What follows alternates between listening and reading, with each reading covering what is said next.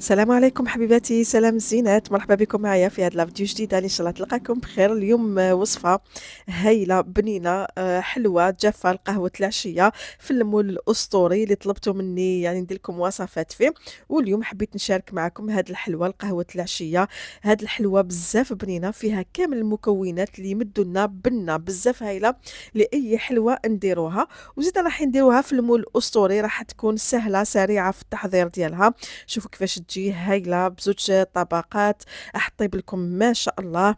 شجعوني حبيباتي بجمال لا فيديو، خلوا لي كومونتير. ومن قبل ما نشوفوا الوصفه نصلوا ونسلموا مع بعض على الحبيب المصطفى عليه افضل الصلاه والسلام. ويلا نبداو على بركه الله في الوصفه ديالنا. هنا في ريسيبيون نحطوا 100 غرام من لا مارغارين.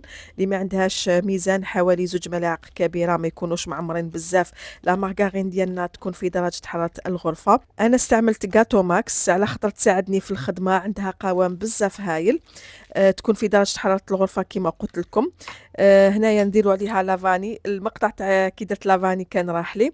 نزيدوا 2 ملاعق كبيره تاع السكر، ما يكونوش معمرين بزاف لانه مازال مكونات حلوه راح نزيدوها في الحلوه.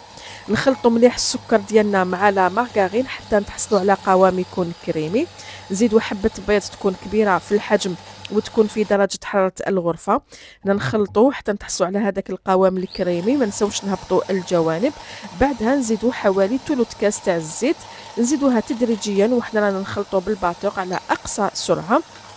دائما نهبطوا الجوانب خاصه كي نديروا الزيت هكذا باش كل المكونات تندمج مع بعضها البعض. كما دائما نقول لكم كي نديروا حلوه اللي فيها الزيت لازم نخلطوا مليح في هذيك المرحله اللي نديروا فيها الزيت هكذا باش الزيت تاعنا ما تخرجش من العجينه والحلوه تجينا هايله. هنا شوفوا هاوليك القوام راكم راح تحصلوا على واحد لا تيكستور شغل لا مايونيز.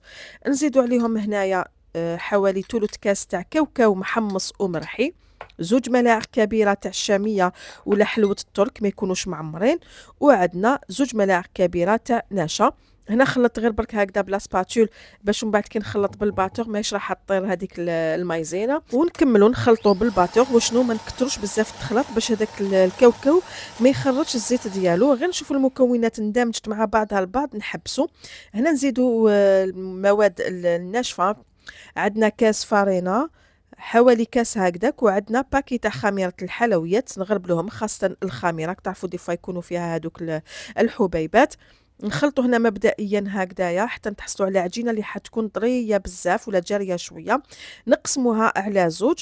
جزء رانا حين نزيدوا له فرينه حتى تنطم معنا العجينه، عجينه تكون طريه يعني عجينه تاع صابلي بزاف هايله. والجزء الثاني راح نديروه بذوق الشوكولا ولا بذوق الكاكاو. راح نزيدوا له حوالي هكذاك شوفوا معايا ملعقه كبيره وربع تاع الكاكاو. ونزيدوا ثاني شويه فرينه اللي حتكون على حساب الحاجه. ونطموا العجينه ديالنا غير بالاصابع ما نعجنوهاش حتى تنطم معنا ونتحصلوا على عجينه تاع صابلي تاني. انا دائما في الحلويات نحاولوا نختاروا الكاكاو اللي يكون نوعيه جيده هكذا باش الحلويات تاعنا يجوا بنان. نجيبوا المول الاسطوري اللي فيه 30 على 10 سنتيمتر، ندهنوه بشويه زيت ولا تقدروا تفرشوا له ورقه طهي اذا حبيتوا. نحطوا العجينه ديالنا، يعني الزيت هي اللي تعاون في الخدمه والزيت كما يقولوا حاجه اقتصاديه. نمشيو لاباط لداخل كامل نبيكيوها هكذا بشوكه. نحطوا لها هنا من الفوق حوالي ملعقه كبيره تاع لا كونفيتور. انا استعملت تاع المشماش وصراحه عطاتني تاني ذوق بزاف هايل. شغل هذاك الذوق تاع القروصيه، يعني لا كونفيتور تاع المشماش تمشات مليح مليح في هاد الوصفه هذه. انا نمشيوها نديروا طبقه غير رقيقه.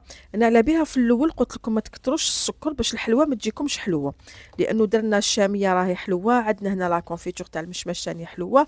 دونك ما نكتروش السكر في الاول. نعملوا نفس الشيء مع العجينه البنيه هذيك برك نحلوها باستعمال كيس بلاستيكي هكذا باش يعاوننا ان نقلبوها يعني بكل سهوله فوق الطبقه الاولى. نحلوها يكون عندها نفس الحجم تاع البلاطو ديالنا. هنا نمشيوها كامل مليح هكذا بهذا الشكل خاصه على الجوانب.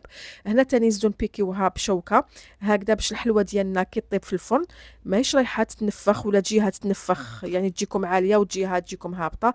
راح تجيكم عندها مستوى كامل واحد ومستوى هايل. نطيبوها في فرن يكون ساخن من قبل على 170 درجة مئوية لحوالي هكداك 20 إلى 25 دقيقة. غير نخرجوها من الفرن نخلوها تبرد شوية برك وندهنوا لها الوجه ديالها تاني بلا كونفيتور تاع المشماش، ونديروا عليها لهنايا رشة تاع الكاوكاو. بما انه درنا في لاباط الكاوكاو من الاحسن تاني التزيين يكون بالكاوكاو، ولا التزيين المهم يبقى اختياري. وشنو الكاوكاو تاني جا بزاف هايل في هذه الوصفه هذه. تقدروا تاني من الفوق تزينوا بكاوكاو اللي يكون محمص ومرحي، تقدروا حتى تستعملوه بالقشور تاني، راح يمد لكم منظر بزاف شباب الحلوه ديالكم.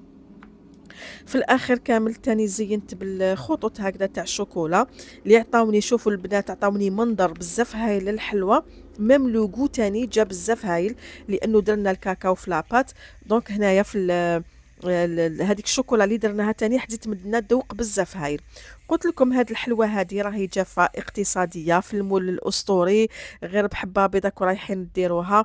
وصدقوني بنتها من اروع ما يكون. راح تخرج لكم هكذاك حوالي 14 حبه بزوج طبقات، وراكو شفتوا اللون تاعها كيفاش طابت، جات محمره كيما يحب الخاطر وكروستيونت. المهم حلوه تاع قهوه حليب اللي جات بنينه ما شاء الله.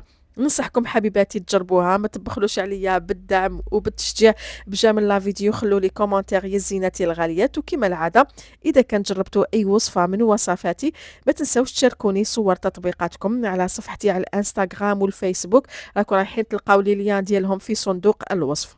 هاي اللي كان قسمت لكم الحلوه، شوفوا كيفاش تجي تشهي بهذوك زوج طبقات، يعني لا من المنظر ديالها ولا من البناء ديالها. وصلنا للنهايه. نقول لكم حبيباتي شهيتكم في الجنه، احبكم في الله، في امان الله.